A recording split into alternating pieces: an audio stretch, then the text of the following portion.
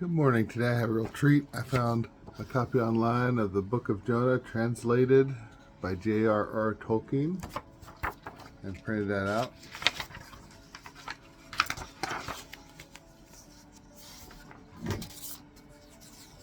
Jonah rebels against his mission. The word of Yahweh was addressed to Jonah, son of Amittai.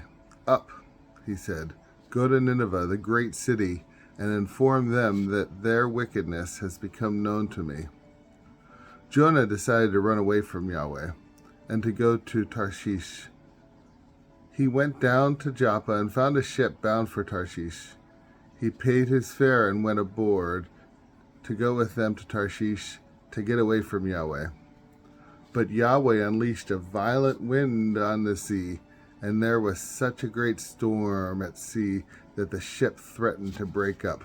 The sailors took fright, and each of them called on his own god, and to lighten the ship, they threw the cargo overboard.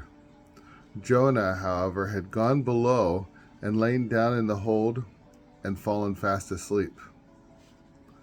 The boatswain came upon him and said, "What do you mean by sleeping? Get up, call on your God. Perhaps he will spare us a thought and not leave us to die." Then they said to each other, "Come on, let's draw lots to find out who is responsible for bringing this evil on us." So they cast lot, and the lot fell to Jonah. Then they said to him, "Tell us, what is your business? Where do you come from? What is your country? What is your nationality?" He replied, "I am a Hebrew. I worship Yahweh, the God of heaven, who made the sea and the land." The sailors were seized with terror at this and said, "What have you done?"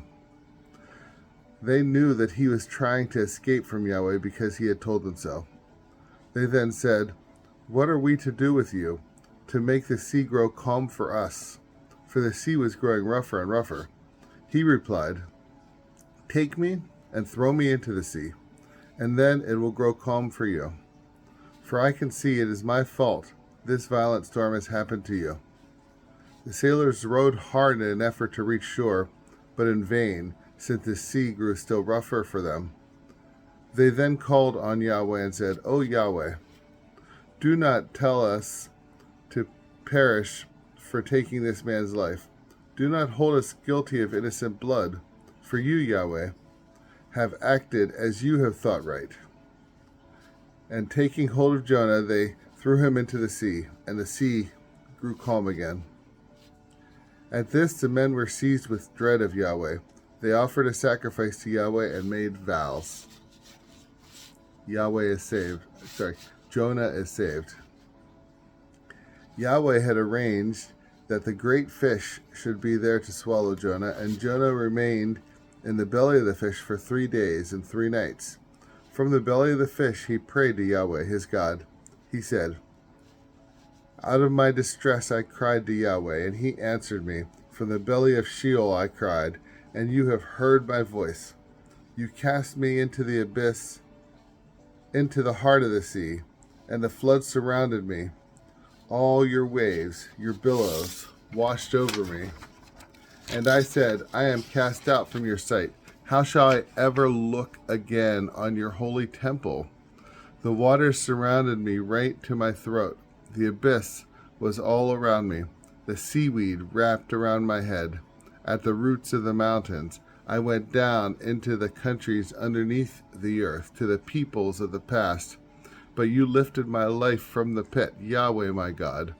While my soul was fainting within me, I remembered Yahweh, and my prayer came before you into your holy temple.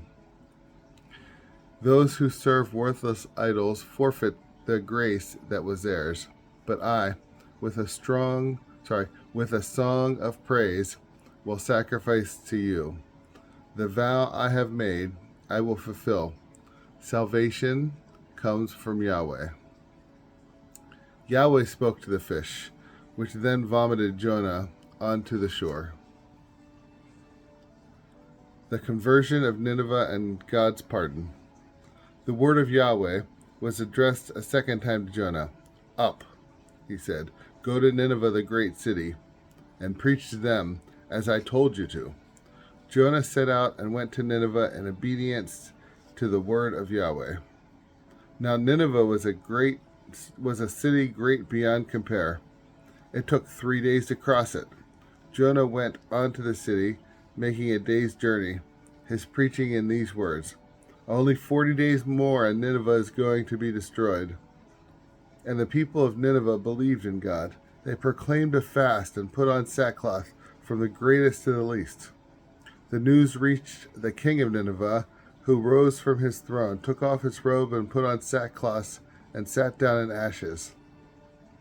A proclamation was then promulgated through Nineveh by decree of the king and his ministers as follows: Men and beasts, herds and flocks, are to taste nothing. They must not eat. They must not drink water. All are to put on sackcloth and call to God with all their might, and let everyone renounce his evil behavior and the wicked things he has done. Who knows if God will not change his mind and relent, if he will not renounce his burning wrath, so that we do not perish.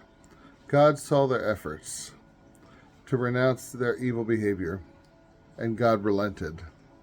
He did not inflict on them the disaster which he had threatened. The grievance of the prophet and God's answer. Jonah was very indignant at this. He fell into a rage. He prayed to Yahweh and said, "Ah, Yahweh, is not this just as I said would happen when I was still at home? That was why I went and fled to Tarshish.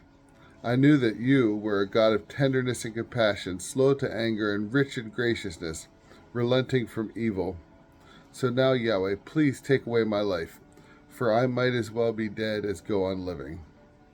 Yahweh replied, "Are you right to be angry?" Jonah then went out of the city and sat down in the east of the city. There he made himself a shelter and sat under it in its shade, to see what would happen to the city.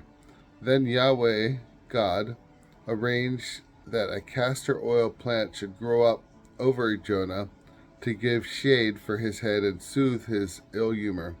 Jonah was delighted with the castor oil plant, but at dawn the next day, God arranged that a worm should attack the castor oil plant, and it withered. Next, when the sun rose, God arranged that there should be a scorching east wind. The sun beat down so hard on Jonah's head that he was overcome and begged for death, saying, "I might as well be dead as go on living." God said to Jonah, "Are you right to be angry about the castor oil plant?" He replied, "I have every right to be angry, to the point of death." Yahweh replied, "You are only upset about a castor oil plant which cost you no labor, which you did not make grow, which sprouted in a night and has perished in a night. And I am not to feel sorry for Nineveh, the great city, in which there are more than 120,000 people who cannot tell their right hand from the left, to say nothing of all the animals?"